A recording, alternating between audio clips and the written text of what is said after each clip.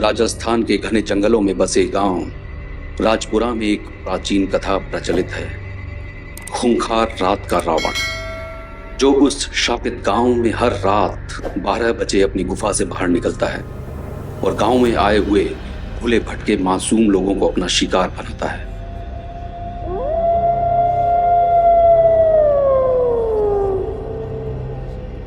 ऐसा कहा जाता है कि जो भी इस शापित गांव में रात को रुकता है वो यहां से कभी वापस नहीं जाता। उनके खून के निशान ही उनके भयानक अंत के गवाह हैं। शाम का वक्त है। एक कार जंगल से होकर सुनसान रास्ते की ओर बढ़ी चली जा रही है। एडवेंचर के शौकीन 4 दोस्त विक्रम, नेहा, ऋषि और रिया की ये वीकेंड रोड ट्रिप है। उनका इरादा राजस्थान के पुराने खंडहरों और गुमनाम जगहों को एक्सप्लोर करने का है, लेकिन अनजाने में उनका सफर राजपुरा की ओर बढ़ता जा रहा है। यह वही शापित गांव है जिसे कई भयानक और अनसुलझी हत्याओं के बाद काफी साल पहले छोड़ दिया गया था। जब वे राजपुरा पहुंचते हैं तो उन्हें गांव में एक अजीब सा सन्नाटा महसूस होता है। गांव के पुराने खंडहर, टूटे फूटे मकान और मंदिर से आकर्षित होकर वे वहीं रात बिताने का फैसला करते हैं। तभी उनकी मुलाकात रामदास नामक एक बूढ़े आदमी से होती है। वे राजपुरा के आखिरी निवासी हैं। रामदास उन्हें खूंखार रावण के बारे में चेतावनी देते हैं और रात होने से पहले ही गांव छोड़ने को कहते हैं। रामदास के अनुसार गांव में ही रहने वाले एक लालची आदमी की आत्मा, जो लालच और रक्तपात की वजह से एक प्राचीन पुजारी द्वारा शापित हो गई थी, उसकी आत्मा हर रात गांव में भटकती है और जो कोई भी वहां रुकता है वो उसका शिकार बन जाता है। विक्रम और उसके साथी इन बातों को अंधविश्वास मानकर नजरअंदाज कर देते हैं और राजपुरा में ही रात बिताने का फैसला करते हैं। रात ढलते ही गांव पर धुंध छाने लगती है। चारों ओर सन्नाटा पसर जाता है। हवा ठंडी होने लगती है। अचानक उनका हंसी मजाक का सिलसिला रुक जाता है। उन्हें कुछ अजीब सा महसूस होने लगता है, जैसे उनके आसपास कोई हो।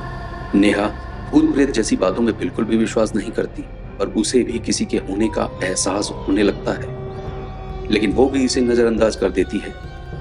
जैसे ही घड़ी में 12 बजते हैं, खून जमाने वाली ठंड बढ़ने लगती है और आसमान में लाल रंग का चांद दिखाई देने लगता है। खूंखार रावण जाग चुका है। मंदिर की दीवारों पर खून से सने हाथों के निशान देखकर रिया चीख उठती है।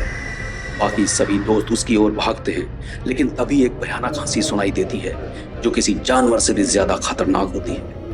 मंदिर के दरवाजे अपने आप खुलने लगते हैं।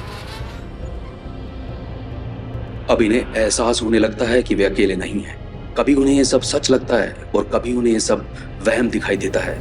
वो इल्यूजन के लूप में फंसते चले जाते हैं। अजब गजब परछाइयां उनके चारों ओर फैलने लगती हैं और जब वे इस लूप से बाहर आते हैं तो अंधेरे से एक आकृति उभरती है। ये 10 सिर वाला रावण नहीं, बल्कि कई आदमियों की ताकत रखने वाला एक भयानक प्राणी है। उसकी आंखें लाल हैं और उसकी चमड़ी से खून टपकता हुआ दिखाई देता है, जैसे कि वो मौत का प्रतीक हो। सब भागने की कोशिश करते हैं, लेकिन इतनी गहरी धुंध में उन्हें रास्ता नजर नहीं आता। एक एक करके वे गांव के खंडहरों में भटक कर एक दूसरे से अलग हो जाते हैं। उनका सामना उन्हीं के डर से होने लगता है। विक्रम खुद को भागता हुआ पाता है। उसे लगता है जैसे कोई भयानक भूत उसका पीछा कर रहा है। भागते भागते वो एक जगह पहुंचता है और एक प्राचीन दीवार पर कुछ शिलालेख देखता है, जहां उस अभिशाप की पूरी कहानी लिखी होती है। वो कहानी उसके सामने आती है।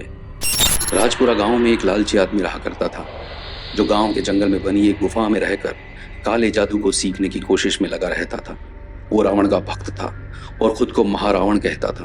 वो काली शक्तियों को अपने कब्जे में करके रावण की तरह ताकतवर होना चाहता था। वो गांव को सोने की लंका जैसा बनाना चाहता था और पूरे गांव पर राज करना चाहता था।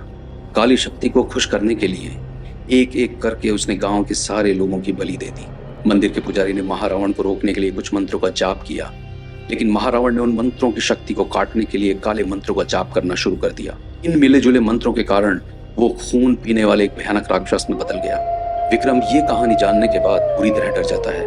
उधर नेहा जंगल में भटकती हुई एक ऐसी जगह पहुंचती है जहां उसे चारों तरफ भूत दिखाई देने लगते हैं।